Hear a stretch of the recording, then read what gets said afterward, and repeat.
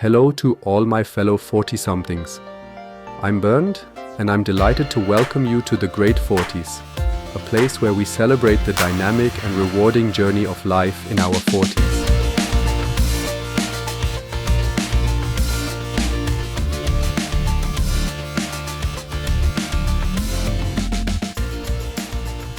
The frantic energy of your 20s has settled.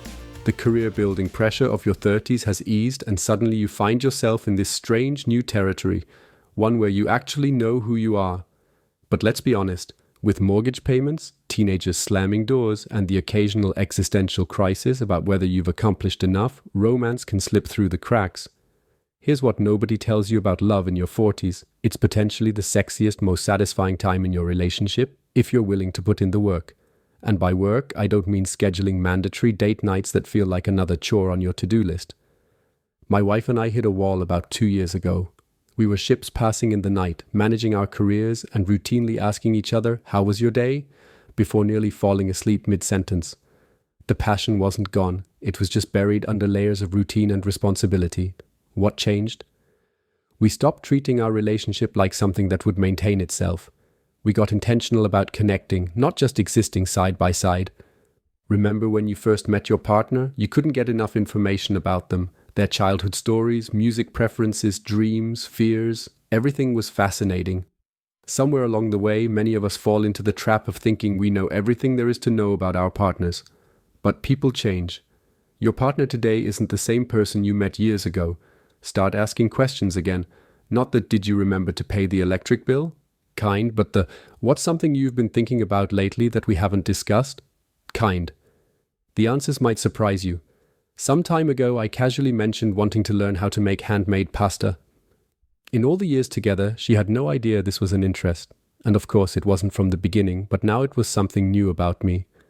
Now some evenings involve flour-covered countertops and imperfect ravioli, and more laughter than we've shared in ages. One of the most effective changes we've made didn't require grand gestures or expensive getaways. We call it our 5-minute connection, and it's non-negotiable, even on the busiest days. It works like this. When we first see each other after work, before diving into household logistics or "how was your day at work" drama, we take 5 minutes to genuinely connect. Phones away, no distractions. Sometimes it's a proper embrace and conversation. Other times it's sitting quietly together, holding hands. The point isn't what you do. It's creating a deliberate transition from your individual day to your shared evening. Think about it.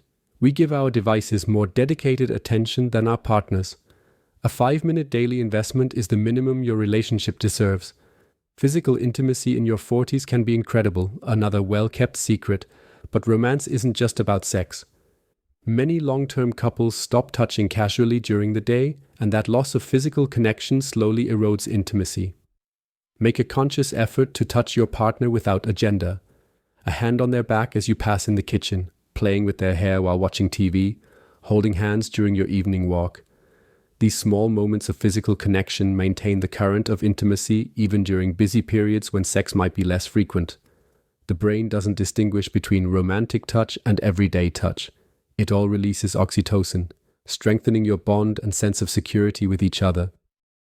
"You never notice when I" is the beginning of many relationship arguments.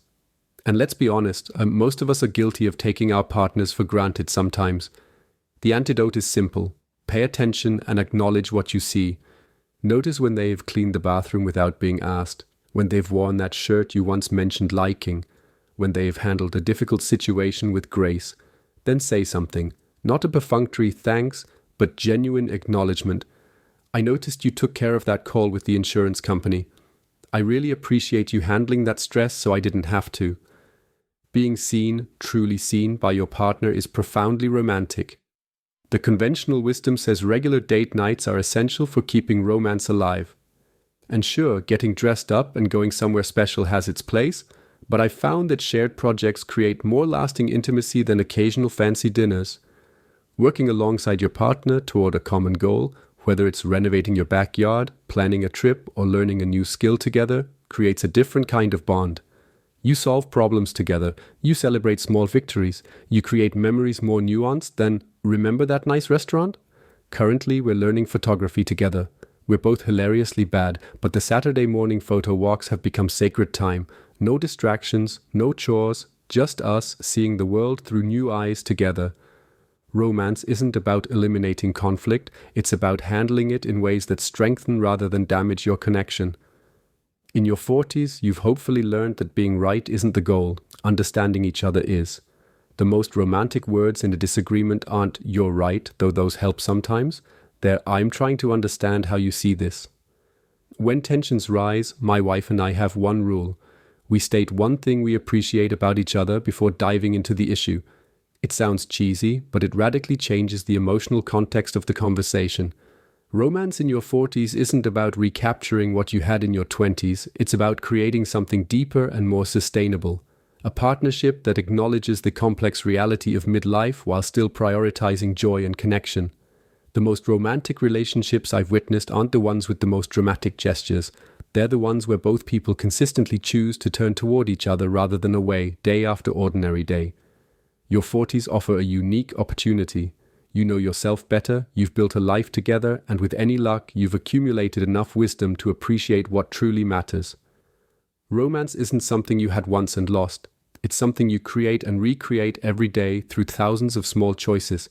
So tonight, put your phone down, look your partner in the eyes, ask them something you don't know the answer to, and listen, really listen to what they say. It's the simplest and most radical romantic act there is. Thanks for joining me on today's episode. I hope you found it valuable and entertaining. Don't forget to visit my website at great40s.com, where you can find matching articles to all episodes. If you're enjoying the podcast and want to support what I do, you will also find there very affordable subscription options that help keep this show going. Your support means everything to me. Take care and see you at the next episode of The Great 40s.